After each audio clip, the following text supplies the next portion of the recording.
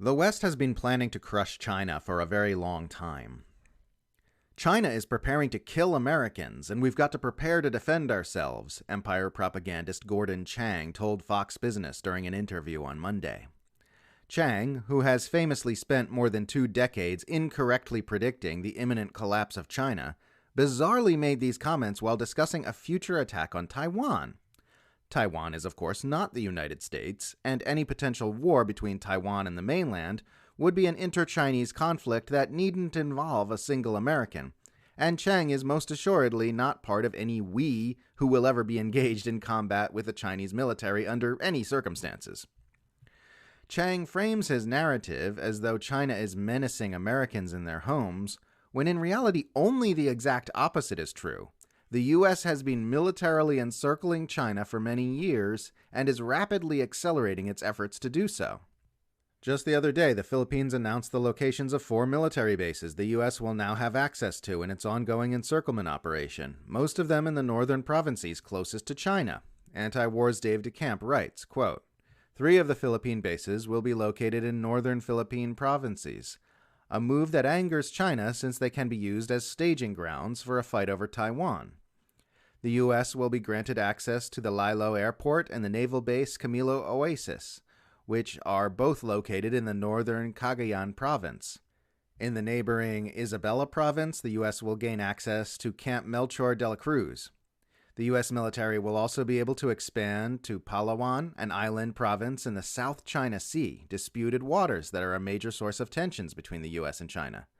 The U.S. will be granted access to the Balabac Island, the southernmost island of Palawan. The new locations are on top of 5 bases the U.S. currently has access to, bringing the total number of bases the U.S. can rotate forces through in the Philippines to 9. The expansion in the Philippines is a significant step in the U.S. effort to build up its military assets in the region to prepare for a future war with China. End quote. So it's very clear who the aggressor is here and who is preparing to attack whom. Imperial spinmeisters like Gordon Chang are just lying when they frame China's militarizing to defend itself against undisguised U.S. encirclement as China militarizing to attack Americans. Fun fact, U.S. officials used to pretend China was crazy and paranoid for saying this encirclement was happening. In the 1995 book Killing Hope, U.S. Military and CIA Interventions Since World War II, William Bloom wrote the following, quote, in March 1966, Secretary of State Dean Rusk spoke before a congressional committee about American policy toward China. Mr. Rusk, it seems, was perplexed that at times the communist Chinese leaders seem to be obsessed with the notion that they are being threatened and encircled. He spoke of China's imaginary, almost pathological notion that the United States and other countries around its borders are seeking an opportunity to invade mainland China and destroy the Beijing regime. The secretary then added, how much Beijing's fear of the United States is genuine and how much it is artificially induced for domestic political purposes only the Chinese communist leaders themselves know.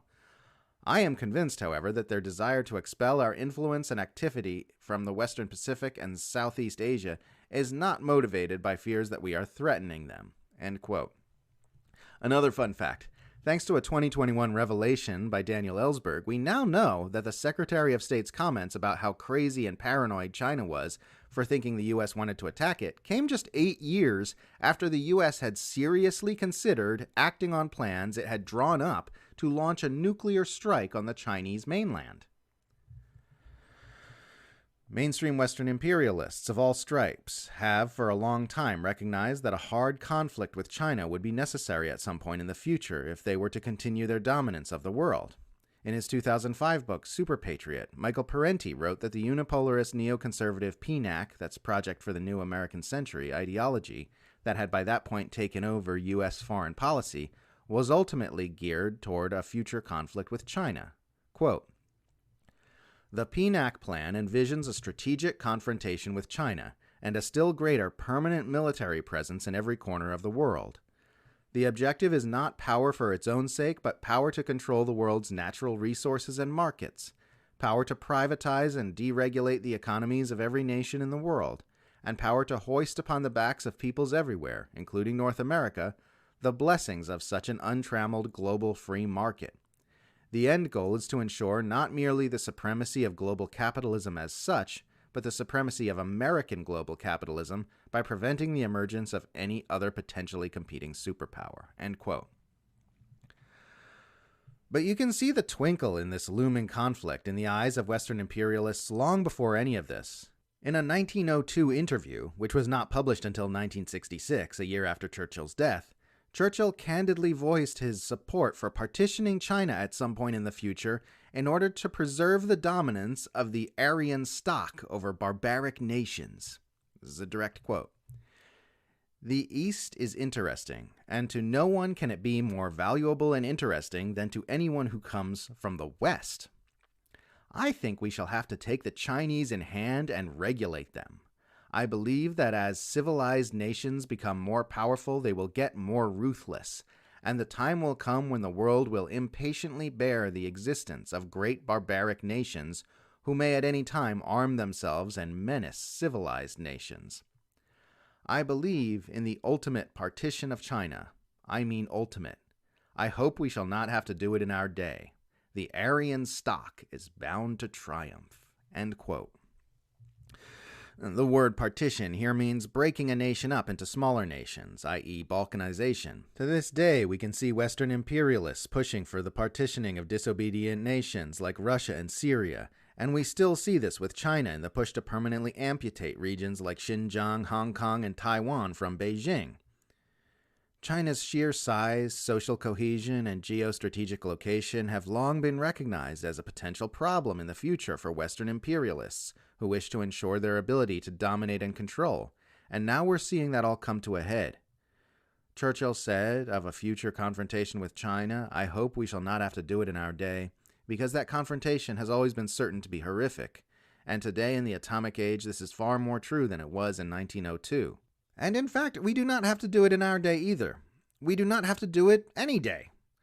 The only reason we're being pushed toward a profoundly dangerous conflict with China is because it's the only way for Western imperialists to maintain their hegemonic control of this planet.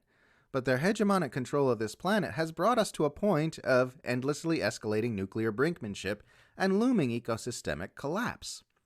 It hasn't exactly been working out great, is what I'm saying. There's no reason the West can't simply accept the existence of other powers and stop trying to dominate everyone in the world. We have long been ruled by tyrants who continually push our world towards suffering and death in the name of securing more power and control. But we don't need to accept their rule. They do not have a healthy vision for our species, and there are a whole lot more of us than there are of them. Their rule is done as soon as enough of us decide it is.